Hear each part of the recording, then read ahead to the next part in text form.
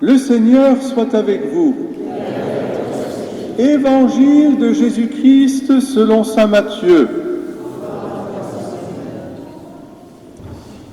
En ce temps-là, Jésus prit avec lui Pierre, Jacques et Jean, son frère. Il les emmena à l'écart sur une haute montagne. Il fut transfiguré devant eux. Son visage devint brillant comme le soleil, et ses vêtements blancs comme la lumière. Voici que leur apparurent Moïse et Élie, qui s'entretenaient avec lui. Pierre, alors, prit la parole et dit à Jésus, « Seigneur, il est bon que nous soyons ici. Si tu le veux, je vais dresser ici 3 tentes, une pour toi, une pour Moïse et une pour Élie. » Il parlait encore lorsqu'une nuée lumineuse les couvrit de son ombre, et voici que de la nuée une voix disait, « Celui-ci est mon Fils bien-aimé, en qui je trouve ma joie. Écoutez-le. » Quand ils entendirent cela, les disciples tombèrent face contre terre et furent saisis d'une grande crainte. Jésus s'approcha, les toucha et leur dit, « Ne craignez pas. Relevez-vous, soyez sans crainte. » Levant les yeux, ils ne virent plus personne, sinon Jésus seul. En descendant de la montagne, Jésus leur donna cet ordre, ne parlez à personne de cette vision avant que le Fils de l'homme soit ressuscité d'entre les morts. Acclamons la parole de Dieu.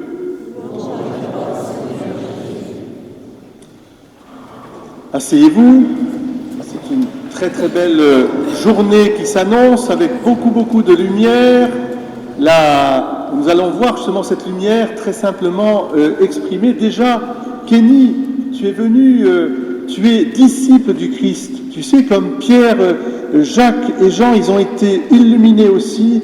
Ils ont suivi la lumière qui était le Christ. Et toi aussi, tu es heureux de suivre le Christ Jésus. C'est cette lumière qui est née de la lumière, née de la lumière que dans le credo, nous disons aussi, le Christ, lumière. Il est la splendeur du Père. Ce dimanche de la Transfiguration va être marqué aussi par le baptême de Lysio. Mais le baptême, c'est l'illumination. C'est-à-dire que tu vas recevoir, mon petit cœur, la vie même de Dieu en toi pour toujours. Et puis, il y a les fiancés qui sont là et qui vont se préparer à leur mariage. Et eux aussi, d'abord, quand ils se regardent l'un l'autre, ils voient une lumière extraordinaire. C'est pas vrai, quand on est dans l'amour, eh bien on regarde. Regardez-vous les fiancés, là vous êtes beaux, hein, vous allez bientôt vous marier. Certains sont déjà mariés, se sont mariés il n'y a pas longtemps, en fin février déjà. Eh bien, tout cela est lumière parce que tout cela vient de l'amour. Au commencement, quand Dieu créa toutes choses avec bonté et amour, il sépara les ténèbres et la lumière. Et Saint Jean, dans le prologue, nous dira que tout homme qui naît est né de la lumière. Qu'est-ce que c'est que cette lumière? Eh bien, cette lumière, c'est Jésus-Christ. Tout a été fait par le Verbe de Dieu. Lumière née de la lumière. Il est l'exemplaire de cette lumière que Dieu a déposée dans le cœur de tout être humain.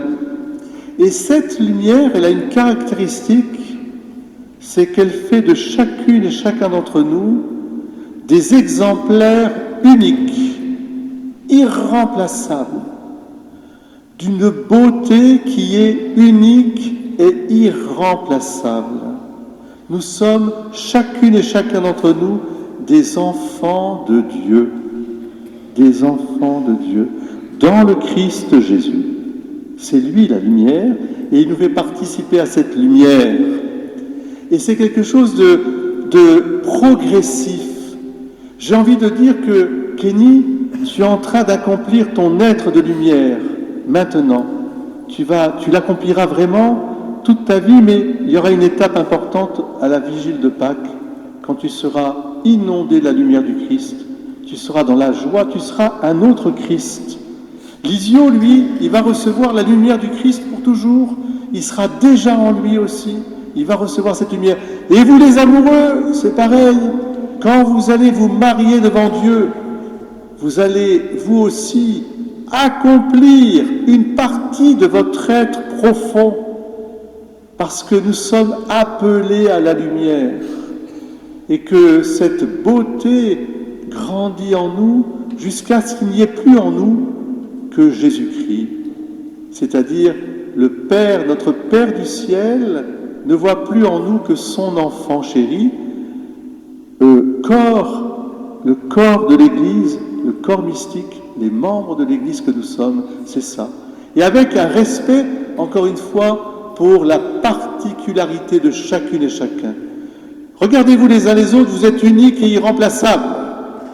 Et il faut faire en sorte que cette lumière apparaisse de plus en plus, de sorte qu'il n'y ait plus aucun obstacle à la grâce du Seigneur, qui vient nous bonifier.